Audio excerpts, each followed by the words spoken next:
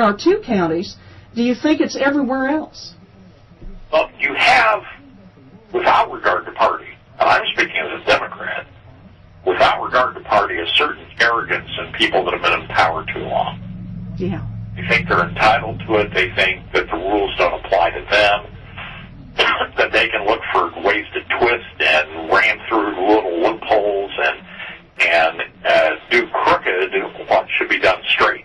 Right. That's part of what people refer to as open, honest, and accountable government. If you don't have government and the people who are involved in government playing it on the straight and narrow, then you end up with at least morally corrupt government.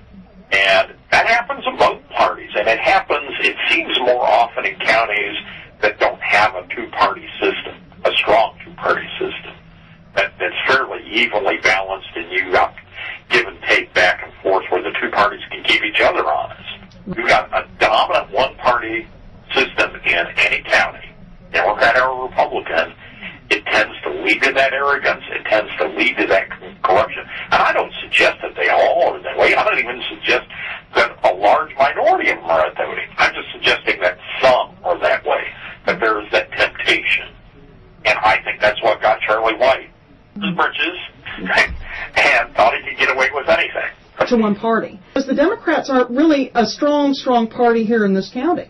So I think you're right. That's wonderful. I'm so glad you said that. Well, Indiana is fairly typical.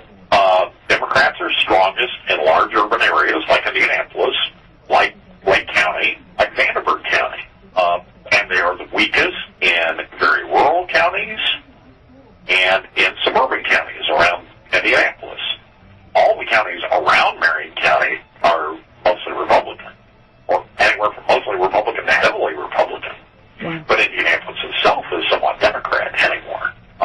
But if you look at the map and see the way it votes in presidential elections, congressional elections, that's the way it breaks out with very few exceptions. And it's that way in much of the country, urban versus rural. And I'm really afraid that we're looking at a complete breakdown and almost a culture war between urban and rural and very different views of what government is supposed to be. And I know that gets deep. That's way beyond what Charlie White's problems are about. No, it's a symptom. No, this is excellent, though. This is because people really do understand. If it's explained to them, they do understand.